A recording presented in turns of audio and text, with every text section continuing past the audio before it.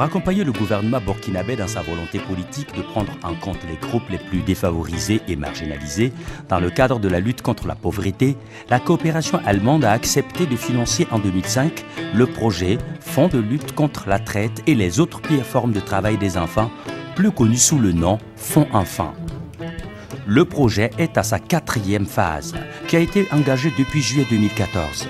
Son objectif est de promouvoir des projets particuliers luttant directement contre la traite des enfants ou visant l'amélioration de la situation des jeunes et des enfants menacés par les autres pires formes de travail ou de traite. Mise en œuvre par Ecobank Burkina, qui en est le promoteur en accord avec le gouvernement burkinabé et la KfW, principal partenaire financier, le projet intervient dans les régions de l'Est, du Sud-Ouest et particulièrement du Centre-Est. L'objectif global du projet, c'est la consolidation du capital humain et la promotion de la protection sociale. En d'autres termes, ça voudrait dire la lutte contre la pauvreté. Vous savez, on ne peut pas lutter efficacement contre la pauvreté sans mettre au cœur du dispositif la lutte contre la pauvreté. Dans la région de l'Est et une partie du Centre-Est, le projet intervient dans plusieurs domaines qui impactent sur le phénomène de la traite et des autres pires formes de travail des enfants. Tout commence par les requêtes de financement que les différents partenaires nous soumettent. Ces partenaires sont essentiellement les collectivités, les services techniques et les associations œuvrant dans la région de l'Est. Une fois que ces structures élaborent les requêtes de financement, elles doivent s'assurer que la collectivité s'inscrit dans leur dynamique, en exigeant la délibération des conseils municipaux qui les joignent à cette requête de financement avant de transmettre ça au Fonds Enfants qui doit maintenant procéder à l'examen et au financement de ces différents projets. Le projet a développé à l'Est et au Centre-Est des campagnes d'information et de sensibilisation en direction des communautés à travers les radios locales, l'organisation de ciné-débats et de théâtre-forums dans les villages.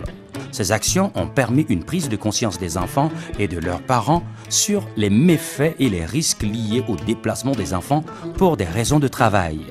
Le montant de ces appuis s'élève à 265 590 923 francs CFA. Le phénomène de l'abandon scolaire est considéré comme une des causes de la mise en travail précoce de l'enfant, du trafic et des pires formes de travail des enfants. Face au taux d'abandon constaté dans certaines écoles au cycle primaire pour des raisons liées aux distances à parcourir et au manque de repas dans les écoles à midi, le projet Fonds Enfants a appuyé depuis 2005 la création de cantines dans les écoles de la région de l'Est et du Centre-Est. Du riz, du maïs, du haricot, de l'huile, du poisson séché ont été livrés à 46 écoles au bonheur de 19 000 élèves. Ce soutien-là a vraiment un impact très positif sur le rendement de nos élèves, en ce sens qu'il nous permet, surtout au niveau de la cantine, d'éviter beaucoup d'abandon, surtout les élèves du CP1. Et à midi, s'ils ont quelque chose à mettre sous la dent, et ces élèves restent sur place, ils apprennent leurs leçons et ça, en tout cas, donne des rendements très satisfaisants chaque année, depuis que nous sommes bénéficiaires des fonds du projet. La cantine nous permet à rester à l'école, travailler, on mange et puis c'est bon. De ne pas fatiguer, partir à la maison, manger encore et puis revenir. Environ 139 759 980 francs CFA ont été investis par le projet dans ces cantines. La scolarisation dans les deux régions a focalisé l'attention du projet Fonds Enfants avec l'assistance apportée aux élèves.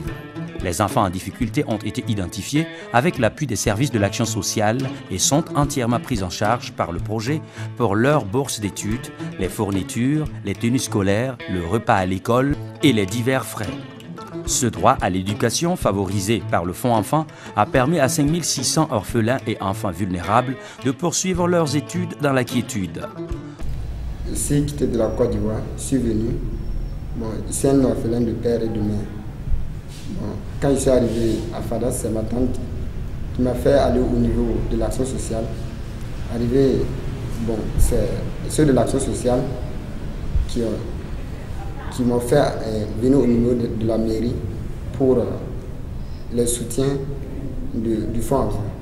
En tout cas, grâce à ça, bon, j'ai pu payer de ma 6e jusqu'à la 3e. Grâce à ça, je paye mes scolarités, en plus mes tenues scolaires et mes cahiers. En tout cas, je remercie beaucoup pour ceux qui nous soutiennent et que Dieu les aide. Grâce à cette bourse-là, je ne pars plus au marché pour vendre et du zonko encore. Avant, là, je partais là-bas, je vendais zonko pour pouvoir déposer l'argent et payer mon école. Mais depuis que cette bourse-là a commencé là, maintenant là, je ne vends plus zonko. C'est là, c'est rare. C'est ça que dimanche seulement que je pars au marché. Je vends plus les jeudis et les samedis. Je me concentre sur mes études. Aujourd'hui, je suis en 4e. L'année prochaine, je fais le PPC. Pour bénéficier d'une bourse fonds enfant, il faut être un enfant que nous appelons OEV. OEV veut dire orphelin et enfant vulnérable. Orphelin, quand nous avons 2 groupes d'orphelins, il y a les orphelins complets et dont le père et la mère sont décédés. Il y a que l'enfant peut être un orphelin, un simple. Cela veut dire que soit le père est décédé, soit la mère est décédée. Bon, les enfants vulnérables, ce sont des enfants qui peuvent avoir leur père et mère, mais dont les parents sont pauvres ou en tout cas ils sont en difficulté. Et c'est dans ce cadre-là que l'enfant peut bénéficier de la bourse fonds enfants.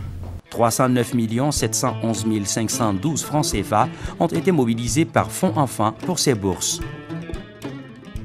Des jeunes non scolarisés ou déscolarisés ont bénéficié de bourses de formation auprès des agences nationales pour la promotion de l'emploi ANPE de FADA, ainsi que dans des centres ou ateliers de privés dans des métiers de leur choix, dont la menuiserie métallique, la mécanique auto et moto, la maçonnerie, l'électricité, la coupe-couture, la coiffure, etc.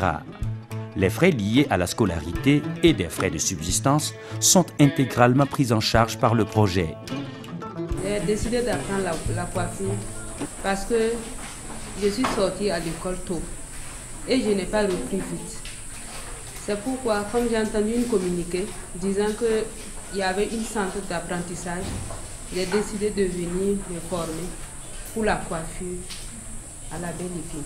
Le partenariat avec Fonds Enfants, c'est vraiment une structure qui est prête 24 sur 24 à accompagner quant au développement, en tout cas de la formation professionnelle.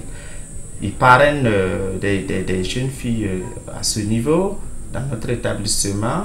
Ils perfectionnent aussi des patrons ou patronnes dans les différents corps de métier.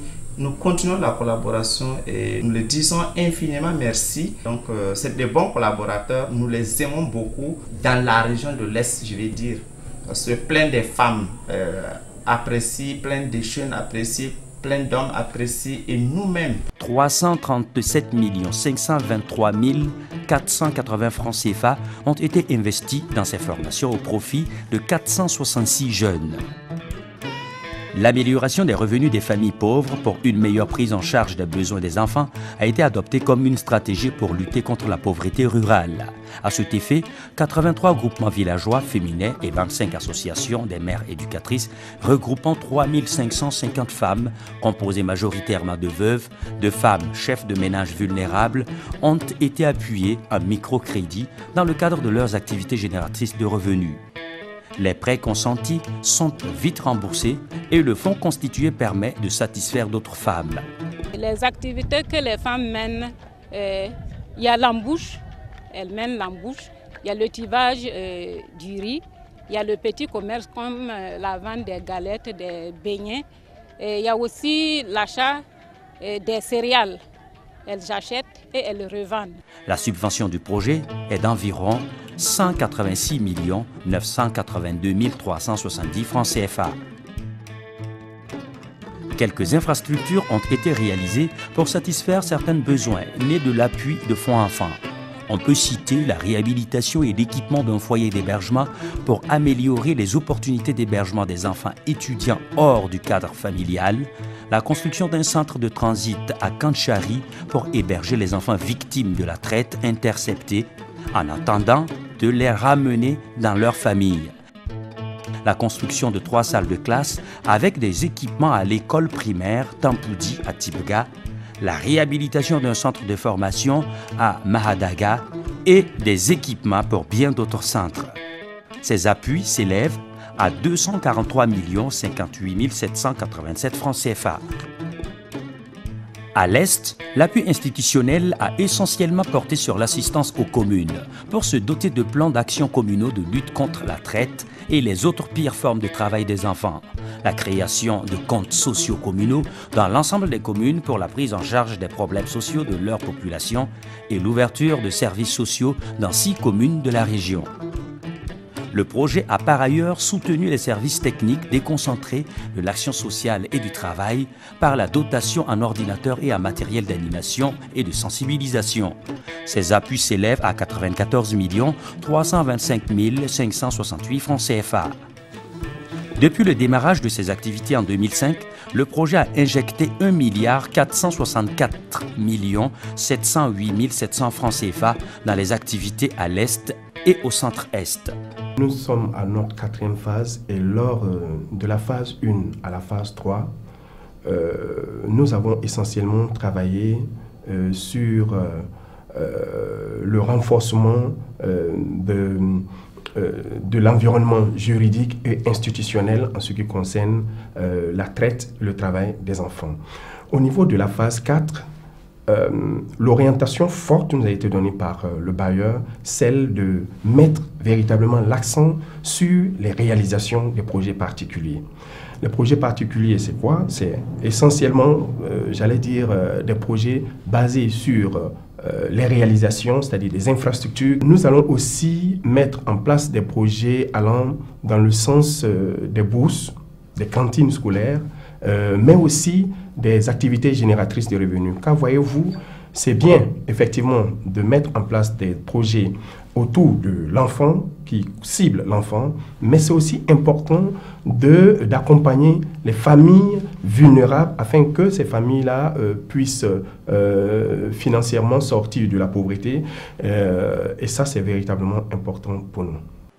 La phase 4 qui démarre va permettre de consolider ces acquis et de renforcer les actions de prévention et de réinsertion socio-économique des enfants vulnérables ou victimes de la traite et des autres pires formes de travail.